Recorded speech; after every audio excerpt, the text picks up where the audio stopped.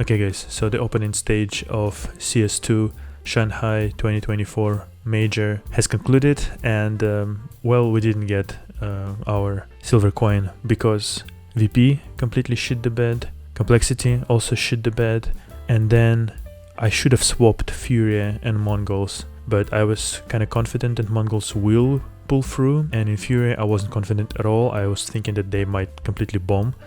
And so I was thinking that I'm kind of hedging my bets a little bit, but in the end, no. Guys, before we start, please take a look at the description section. I need to ask you a bit of a favor. I'm in a bit of a pickle here right now. A few domain names I have are expiring, and I have no ability to pay for them right now from the country where I'm actually currently residing. So I would really highly appreciate your help. Please take a look at the description section, and yeah, I would highly appreciate your help. And let's go to the video. Had only I swapped these two teams, well, I would have had 1, 2, 3, 4, 5, 6 teams, because I actually put the bets on essentially Brazilians, and 1, 2, 3 teams actually advanced from Brazil: Fury, MIBR, and Pain Gaming. And I've done it because I noticed that, and I talked about it in the previous video, that Russian teams in CIS region, maybe Ukrainians even, they aren't that good. Passion UA wasn't good enough to actually advance through like longer games when you have to play a series of free maps, and Cloud9 was abysmal. I don't know who picked Fnatic, but let's actually talk about these two teams. I mean, this Imperial, like whatever, okay, like I didn't expect them to do much at all, but let's just jump right into, or rather like back into this whole stage. And listen, if Fnatic were to beat Rare Atom, I would have gotten the coin, but Fnatic, quite a legendary org with pretty strong players, are losing to Rare Atom. Like, how can I predict that? Like, this is insane that they are so abysmal, they're so shit that, yeah, they, like Fnatic, of any other team but Fnatic, let me down completely, because they literally couldn't beat Rare Atom, the team that essentially went out of the tournament the next round. And I knew there will be crowd sort of cheering for Rare Atom, obviously, but Fnatic couldn't beat Rare Atom. This is like insane. And I was just like a bit unlucky because Complexity also shit the bed, essentially. Couldn't win against Passion UA, and then essentially by the draw of the seedings and everything, they had to play big in Complexity, both teams that I actually had in my pickems to advance. And it's just sad. It is just sad. Big was losing to Fury, which I also needed like Big to actually step up and beat Fury if I wanted. Like, essentially, yeah, it is Big who let me down in a way, Complexity, but especially Fnatic here. Like, this is a elimination match, and you can't beat a Chinese team that doesn't really play with anybody, that doesn't like, they can't do much at all really. And this is what you're doing. This is insane. This is madness. This is atrocious. Like, Fnatic should disband, Cloud9 should disband, VP should disband also. What a fucking abysmal shit VP is. My god. This match, it was hard to watch.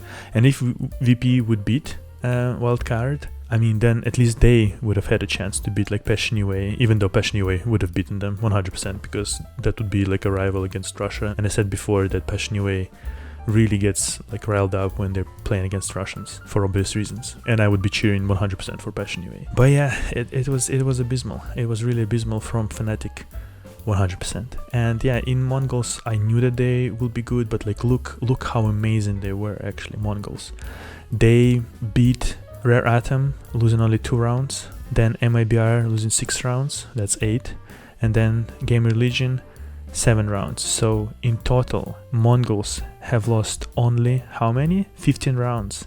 In the previous sort of system, when we played till 15 rounds, that would be the whole thing. Like, the Mongols lost 15 rounds. They would have been like at overtime, and here they've cleared 3 opponents. This is insane. This is really crazy run, in my opinion. Liquid did go through, but it was really painful to watch how they play, to be honest. The more painful was only like Fnatic and Virtus Pro, because they're not great. Not great at all, really. the fact that they kind of managed, especially here in this game against FlyQuest in the first map, 5-13, it was abysmal to watch this particular game. But in the end, they kind of persevered, which is good, which is something that I thought that this is exactly what Team Liquid will be able to do, because they're, on paper, they should be better than anybody else here, bar maybe Mongols, but or on par with Mongols. But Mongols' run was really good. And yeah, I just wanted to briefly talk about it because, well, yeah, it was kind of painful to watch, and unfortunately I messed up badly with this whole like not switching Furia and Mongols, because I thought like if Furia wakes up and does a good run on a Thursday, gets to 0 and then plays one match, boom, they're done. I didn't believe too much in their like clutch factor. But they pulled through actually 3-1, which is interesting, not even 3-2, not at the very end, 3-1. But they didn't really beat like super amazing opponents or anything like that. So yeah, because that was like Furia on day one. Boom, already ruined my pick, and I'm like, fuck you, Furia.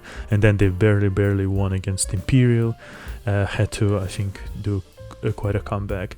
And then barely beat Wildcard. It's like, it's abysmal. And then with Big, yeah, they played better, especially on the last map, but again, so they beat Big, Wildcard, Imperial, you know, like and lost to Game Religion. So like, I mean, this is a team, really strong contender to go in the next stage, elimination stage 0-3. And in fact, we're going to be talking about elimination stage in the next video. I just wanted to make this quick update about opening stage and analyze a little bit what went wrong. And yeah, I mean, FlyQuest showed pretty good results overall, especially on the first day. They were pretty charged and hyped up and everything like that. And yeah, Rare Item should have been here, but Fnatic just completely shit the bed, and so like I can't do anything about it when they're so abysmal, so awful, so terrible that they can't beat fucking Rare Item that doesn't play with anybody, really. They haven't beaten any sort of good big team, and this is Fnatic. Like it's beyond belief how shitty that team is. It's like only BlameF is playing, that's it. Nobody else is stepping up at all. So yeah.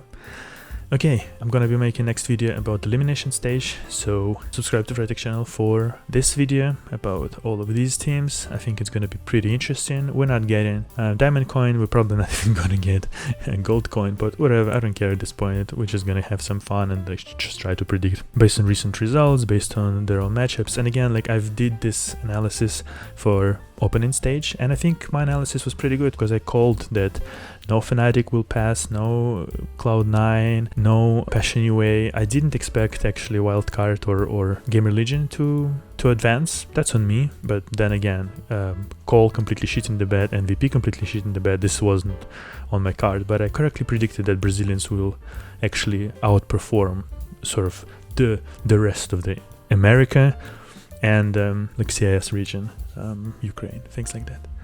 Alright, yeah, I'll see you in the next video. In the meantime, once again, subscribe to Frytech channel. Please check descriptions. I wanna ask you about a little favor, and yeah, I'll see you in the next one. Take care, guys. Bye bye.